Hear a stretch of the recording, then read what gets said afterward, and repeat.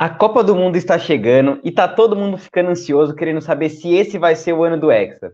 Por isso, eu resolvi gravar uma série de vídeos analisando as 32 seleções da Copa do Mundo e contando algumas curiosidades que eu tenho quase certeza que a maioria das pessoas não sabe sobre ela. E nesse primeiro vídeo, eu vou começar analisando, claro, o grupo do nosso Brasil, né? Então vamos lá, já mostrando o grupo do nosso Brasil, que tem as seguintes seleções: o próprio Brasil, claro. O Brasil está no grupo G. Temos o Brasil, Camarões, a Suíça e a Sérvia, né? E bom, primeiro time que eu vou analisar cada um dos times e ao final de cada análise eu vou trazer as curiosidades, tá? Primeiro time que eu vou analisar vai ser o Brasil, e aí até para dar uma contextualizada em como é que vai ser essa análise, né? Então, vamos trazer, a primeira coisa que a gente mostra aqui é o histórico do time nas Copas, da seleção nas Copas. Bom, o Brasil, acho que quase todo mundo já deve saber, o Brasil participou de 22 Copas, todas elas, é o único país, a única seleção que participou de todas as Copas do Mundo, a Canarinha tem tradição, né? A melhor participação do Brasil foi campeão, claro, a gente sabe que o Brasil é pentacampeão, foi campeão em 58, 62, 70, 94 e o último título fazem 20 anos em 2002, né? Bom, e a última participação do Brasil foi em 2018. A gente chegou nas quartas de final, né? Tivemos aquela derrota para a Bélgica, amarga. Enfim, acho que é importante a gente trazer o contexto da história do time nas Copas, porque isso influencia o desempenho dele, né? Bom, a segunda coisa que eu quero mostrar para vocês aqui sobre o time, sobre o desempenho, é o transfer market. O que é o transfer market? É quanto cada jogador custa. Ah, por que isso é importante? Isso é importante porque quanto mais caro o jogador mais valioso, melhor ele joga, sabe? Pelo menos é bem isso que tenta pegar, né? Claro que tem alguns fatores que influenciam, tipo a liga que ele joga, a idade que ele tem, mas é mais ou menos isso que influencia. Para vocês terem uma ideia, o jogador mais caro do Brasil, do nosso elenco aqui, é o Vinícius Júnior, do Real Madrid, né? Acabou de ser, tá entre os 8 melhores aí do... Acabou de ser eleito o 8º melhor jogador do mundo, né? Vocês veem que ele custa 120 milhões. Pois é, bem caro o Vinícius Júnior. O segundo jogador mais caro é o Neymar, 75 milhões. E empatado com ele o Antony, né, que está no Manchester United. Bom, fazendo a avaliação total, o Brasil, a seleção brasileira, com os 26 jogadores que estão aqui no plantel, que não é, claro, a convocação para a Copa, porque a gente não tem essa informação ainda, custa 1 bilhão e 90 milhões de euros. Isso é um valor muito, muito caro, né? Enfim, isso, na média, coloca o Brasil como a segunda seleção com melhor custo, né? Seria a segunda seleção mais valiosa. Se você comparar em todos os vídeos, vocês vão ver quem que é a primeira seleção, né? Mas, de qualquer jeito, o Brasil é a seleção mais cara do grupo dele, né? E aí, outra coisa que eu acho importante a gente analisar é quem é o craque do Brasil, né? O craque, eu acho que vai ter uma discordância aí, mas eu vou apontar o Neymar aqui. A gente tem o Neymar e o Vinícius Júnior. O Neymar eu aponto ele porque ele é o jogador na seleção brasileira, dessa seleção, que tem o maior número de gols, 74 gols já pela seleção brasileira, né? Tá quase passando o Pelé, né? O Neymar vai se tornar, eu tenho quase certeza, a não sei que aconteça alguma coisa muito estranha, mas ele deve se tornar o maior artilheiro de toda a história da seleção brasileira, né? Então, claro, é o craque aí, nessa temporada vem jogando muito bem, já teve entre os 3 melhores do mundo, tem gente que considera que ele já foi o melhor do mundo na temporada lá de 2015, né? Enfim, acho que é o craque da seleção e é importante a gente olhar isso. Outra coisa que eu acho importante olhar é como é que a seleção chegou na Copa do Mundo, né? E o Brasil, a gente sabe, a gente foi primeiro colocado nas eliminatórias sul-americanas, né? Fizemos 45 pontos, com 14 vitórias, 3 empates e nenhuma derrota. O Brasil chega invicto aí nas eliminatórias, né? Teve um joguinho a menos que foi cancelado contra a Argentina. De qualquer jeito, o Brasil foi o melhor ataque e a melhor defesa. Se a gente pegar um recorte mais recente aí dos últimos 10 jogos do Brasil, né, que são os que ele jogou nos últimos 12 meses, o Brasil tem 8 vitórias e 2 empates. Também é um desempenho muito, muito bom, né? A última derrota do Brasil foi para a Argentina na Copa América, perdemos no Maracanã, triste derrota aí, né? Enfim, esse é o contexto de como o Brasil chega para a Copa do Mundo, né? E aí, como eu prometi para vocês, vou falar um pouco de algumas curiosidades que eu quero ver se vocês sabiam sobre a seleção brasileira, né? Antes disso, um último destaque que eu quero colocar aqui é que o Brasil é o primeiro colocado no ranking FIFA. O ranking FIFA que computa várias coisas, entre elas o nível do adversário, né? A competição que está jogando, se é amistoso, se é alguma competição como a Copa do Mundo, eliminatórias, Copa de Nações, né? Também ver se o time ganhou ou perdeu, claro. O Brasil está em primeiro, por isso eu acho que o Brasil é sim um dos favoritos, apesar das críticas que algumas pessoas vêm fazendo, de que o Brasil não enfrentou adversários de nível. É verdade, pode ser até verdade, mas o Brasil é o melhor time que chega para a Copa do Mundo e eu acho que é o grande favorito para esse título, para a gente levar o Hexa, né? Vamos lá para as curiosidades. Quero ver, comenta aí se você sabia dessas curiosidades. Vamos lá. Vou fazer, do Brasil especificamente, eu vou fazer 5 curiosidades. Claro, dos outros times vai ser uma por seleção, né? Bom, e vai ser uma para cada Copa. Em 1958, o Pelé, nosso craque, né, o Rei Pelé, foi o jogador mais novo a balançar as redes contra o País de Gales. Ele tinha 17 anos, 239 dias. Você sabia disso, que ele foi o jogador mais novo a fazer um gol em Copas? Pois é, o cara era muito novinho aí, muita gente está no ensino médio e ele já estava fazendo gol em Copa, né? Em 1962, bom, o Pelé não jogou naquela Copa, ele saiu machucado já no primeiro jogo. E o craque daquela Copa foi o Garrincha. Acho que isso muita gente sabe. Mas o que muita gente não sabe é que o Garrincha, naquela Copa, queria trazer uma benzedeira da terra dele, da terra natal dele, para curar o Pelé. Ele tinha certeza de que o Pelé ficaria curado. Bom, o presidente da CBF na época não topou essa ideia, o Pelé não ficou curado, e a sorte nossa foi que o anjo das pernas tortas destruiu naquela Copa e o Brasil foi campeão. Em 1970, vocês sabem quem é esse cara aqui? Jairzinho, que ficou conhecido como o furacão da Copa de 70. O Pelé jogou muito naquela Copa, mas o Jairzinho também foi destaque e ostenta uma marca que não foi batida até hoje. Ele é o único jogador que fez gol em todos os jogos da Copa. Pois é, Jairzinho, furacão da Copa, craque também da seleção brasileira. Em 94, quem é essa fera aqui? O Zagallo. E em um episódio famoso ele falou: vocês vão ter que me engolir. E o futebol mundial tem que engolir o velho lobo. Ele é o jogador que mais conquistou Copas do Mundo, o homem que mais conquistou Copas do Mundo, né? Ele tem 2 Copas como jogador, em 58 e 62. Em 70, ele foi campeão como técnico. Em 94, como auxiliar do Parreira, né, coordenador técnico, também foi campeão. Velho Lobo Zagallo, lenda aí da seleção brasileira. E última curiosidade, em 2002, o Brasil foi campeão, tá aí a festa, né? O Cafu levantou a taça e falou: eu te amo, Regina. E aí, qual é a curiosidade? O Brasil é o time com mais vitórias na história das Copas, com 7 vitórias nessa Copa. Ganhou todos os jogos. Teve outras seleções invictas, né? O Uruguai foi campeão em 1930 invicto também, com 100% de aproveitamento, e a Itália em 38. Mas naquela época eram só 4 jogos por Copa. Então, mais uma curiosidade aí do Brasil, né? Bom, se você está gostando desse conteúdo, gostou de saber das curiosidades, se sabia ou não sabia, deixa o like aqui que ajuda muito a espalhar o conteúdo para as pessoas.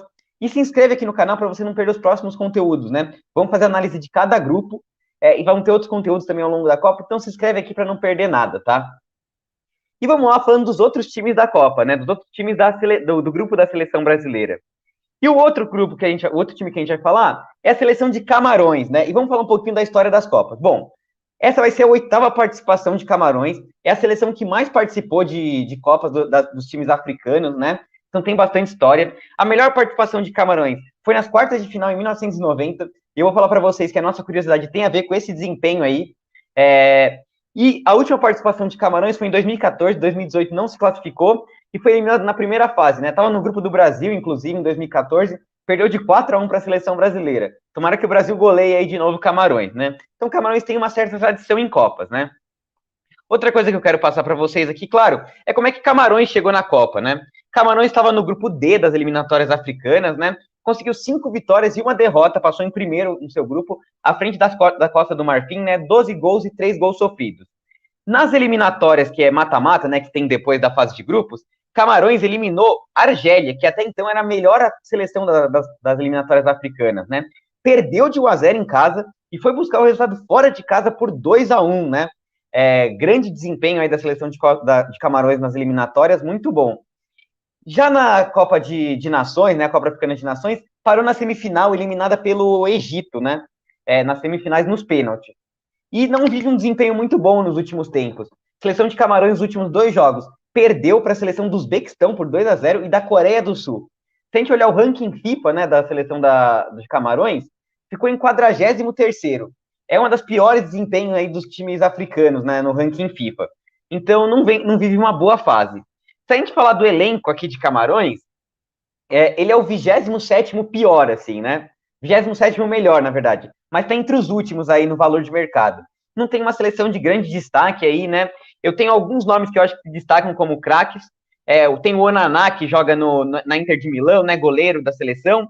Mas o principal destaque, eu acho, do time é o Choupo-Moting aí. Atacante já mais veterano, já tem 33 anos, né? O Choupo-Moting joga agora no Bayern de Munique. Nessa temporada ele tem 2 gols em 7 jogos, não é um desempenho tão excelente assim. Mas a principal notoriedade dele foi pelo PSG, né? Há um tempo atrás, companheiro do Neymar, naquela edição diferente da Champions, né? Que foi em um mês só. Choupo-Moting ajudou o time do PSG chegar na final, né? O melhor desempenho do PSG nas Ligas dos Campeões, fazendo gol em alguns jogos importantes, gols decisivos, né? Então, para mim, é o craque de Camarões e é quem a gente tem que mais tomar cuidado no jogo contra Camarões, né? E vamos falar um pouco da curiosidade, que, como eu falei, tem a ver com a Copa de 1990. Vocês sabem quem é esse cidadão aqui que está na bandeirinha de canteiro de costas?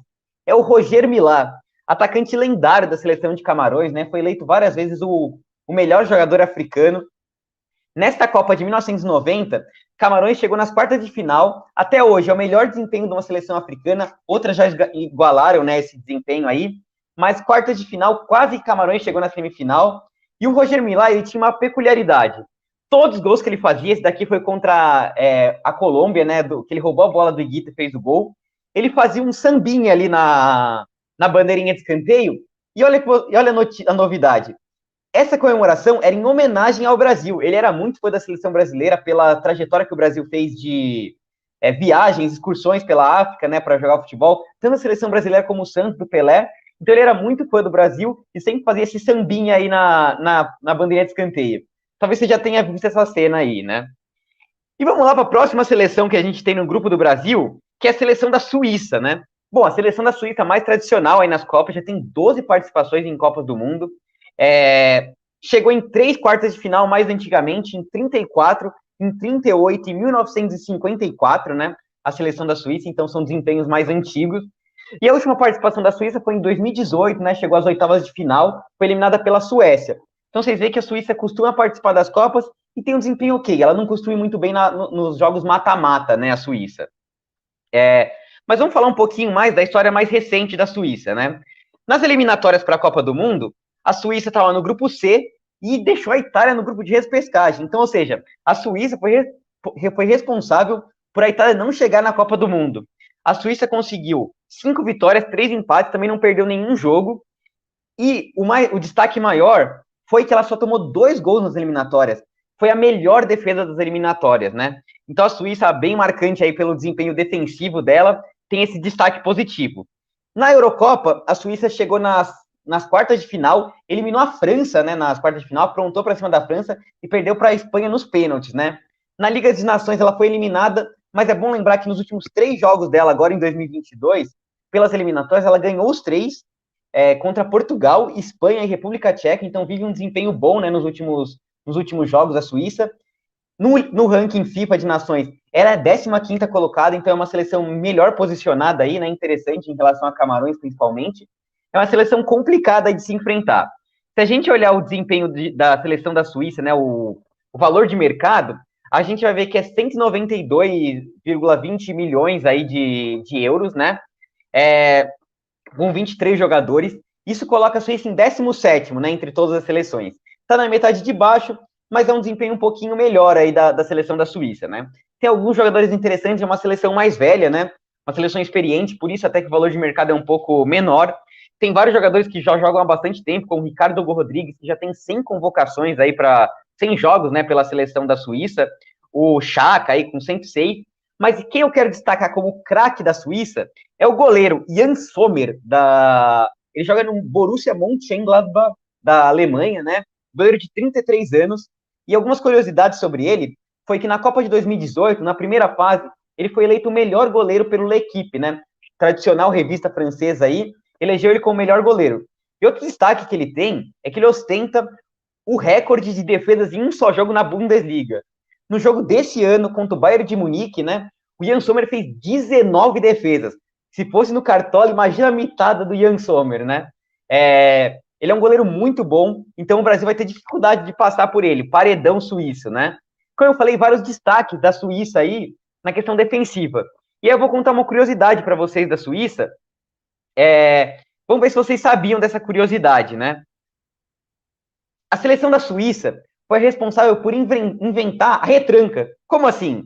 Foi chamado ferrolho suíço, né? Muita gente conhece essa expressão. Em 1938, a Suíça montou um time, né, o técnico deles, montou aquele famoso, foi a primeira seleção do mundo a jogar com todos os jogadores atrás da linha do meio de campo, né? Ele se aproveitou, claro, da estatura dos jogadores, eram jogadores muito fortes, apesar de não serem bons tecnicamente, né? E ficou todo mundo lá atrás, e nessa Copa de 1938, ganhou da Alemanha, que estava com 60 mil pessoas no estádio, né? Era um dos recordes de público na época, e a Suíça frustrou esses alemães. Na Copa de 2006, a Suíça conseguiu um recorde, ela foi eliminada sem tomar nenhum gol. Como assim? Na fase de grupos, ela passou zerada, não tomou nenhum gol, e na oitava de final, perdeu para a Ucrânia nos pênaltis, depois de um 0-0 no tempo regulamentar e também na prorrogação, né? E ela bateu o recorde em 2010 como o time que mais tempo ficou sem tomar gol em Copas, 553 minutos. Então a gente já viu aí que vai ser difícil de a gente conseguir fazer gol na Suíça. Tivemos um aperitivo aí em 2018, né? O Brasil empatou em 1-1. Pode complicar o lado do Brasil. E a última seleção do grupo do Brasil é a Sérvia. E aí o número de participações aqui, 3 participações. Tem um asterisco aí porque eu vou falar para vocês uma curiosidade. A melhor participação ela jogou em 2010 e 2018, né? Eliminada na primeira fase, não conseguiu passar de fase. E o último desempenho foi em 2018, também eliminado na primeira fase, né? Estava no grupo do Brasil, inclusive. Brasil reeditando vários confrontos aí da primeira fase, né? E vamos falar um pouquinho do desempenho da Suíça para chegar para chegar na Copa do Mundo, né? Bom, a Suíça estava no grupo A, no grupo de Portugal, né? Passou em primeiro lugar e também foi responsável por jogar Portugal na repescagem, né? Passou com 6 vitórias e 2 empates. Mas o mais curioso foi que a Suíça colocou Portugal na repescagem no último jogo da Copa do Mundo. Isso mesmo, último jogo da Copa do Mundo. E no último minuto, né? No último minuto das eliminatórias. Jogando lá em Portugal, o jogo estava em 1-1 e o Alexander Mitrovic fez gol aos 90 minutos, né? Nos 45 do segundo tempo e botou Portugal na repescagem. Foi um time que teve 18 gols marcados e 9 gols sofridos. Não jogou a Eurocopa, né, de 2021, a Sérvia. E nas eliminatórias na Copa das Nações, né, Liga das Nações aí, a Sérvia estava no grupo B, né, o segundo grupo, não de elite, mas ela subiu para o grupo de elite, né? Teve o melhor desempenho do grupo B e foi o melhor ataque da competição aí no grupo B, né? Tem um ataque muito poderoso, como vocês vão ver aqui pelo valor de mercado da Sérvia. 328 milhões de euros, né? Com 27 jogadores. Na média, coloca a Sérvia como a 13ª melhor seleção, à frente da Suíça, inclusive, né? Se a gente olhar aqui, a gente vê que a Sérvia tem vários jogadores bons ofensivamente no ataque, né? A gente vê aqui o Milinkovic-Savic, que joga no Lazio, né? Mais pra frente a gente tem aqui o Alexander Mitrovic, o Mitrogol, né? E o principal destaque que eu coloco aqui, o craque da seleção sérvia, é o Dusan Vlahovic, jogador de apenas 22 anos, que custa 85 milhões, né? Se a gente comparar aí com o Neymar, custa mais caro que o Neymar. Ele foi eleito agora o 17º melhor jogador do mundo, né? Então é um cara muito decisivo, jogando na Série A Team, né, na Liga Italiana. No ano passado ele foi o vice-artilheiro, e esse ano já começou com... já é o artilheiro da Liga Italiana, né? Mudou para a Juventus, né? No ano passado ele jogava na Fiorentina. Então um jogador super perigoso, um dos melhores jogadores aí jovens que a gente tem, craque da seleção sérvia, né? Então a gente viu que a Sérvia tem um potencial ofensivo muito, muito grande, né? E aí a curiosidade que eu quero mostrar aqui para vocês sobre a seleção da Sérvia é o seguinte, ó. A seleção da Sérvia, como vocês viram, participou pela primeira vez da Copa em 2010 como Sérvia. Vocês falam, mas eu já lembro de ver a Sérvia participando. Então, a Sérvia há muito tempo foi Iugoslávia, né? Ela estava na região dos Balcãs ali, então ela não era um país independente, ela era junto com outro, que formava a Iugoslávia. Como a Iugoslávia, ela tem 12 participações, inclusive foi 4º lugar em 1962, né? Em 2006, a Sérvia jogou como Sérvia e Montenegro. E apenas em 2007 ela virou um país independente. Tem o seu primeiro desempenho em Copas em 2010, né? E é um destaque interessante que a gente tem exatamente na Copa de 2010. Vocês lembram dessa figura aqui, o Polvo Pou? Era um povo que preveu quase todos os resultados da Copa de 2010, né? Cravou vários resultados, inclusive uma zebraça na primeira fase. A Sérvia foi eliminada na primeira fase de 2010, mas ganhou da Alemanha de 1-0. E o Polvo Pou aqui preveu o resultado aí de que a Sérvia ganharia da Alemanha, né? Entrou no potinho ali da Sérvia. Então, uma curiosidade curiosa, uma curiosidade interessante aí sobre a Sérvia, né? Bom, pessoal, era isso que eu queria trazer nesse primeiro vídeo aqui para vocês, né? Trazendo o grupo G da Copa. Como eu falei, acho que o Brasil é favorito à Copa. Acho que o Camarões vem mais para passeio aí, acho que deve ser eliminado, deve ser um dos piores desempenhos na Copa. E aí, muita gente está falando, a Suíça é o segundo melhor time desse grupo. Eu acho que tem um confronto bem equilibrado com a Sérvia. A Sérvia tem um melhor ataque, a Suíça uma melhor defesa. A Sérvia tem um melhor valor de mercado. A Suíça chegou melhor para a Copa, né, em relação ao ranking FIFA. Então acho que vai ser um confronto bem equilibrado. Meu palpite aqui mais ousado é de que a Sérvia deve passar em segundo lugar nesse grupo, tá? Então era isso que eu queria trazer. Espero que vocês tenham gostado desse primeiro vídeo, desse conteúdo que a gente está trazendo diferenciado aqui para vocês. E vamos lá para a Copa. Como eu falo, fala rapaziada cartoleira, a partir dos próximos vídeos de Copa vai ser fala rapaziada copeira. E vamos lá para esse Hexa, né, pessoal? Tamo junto, até o próximo vídeo. Falou!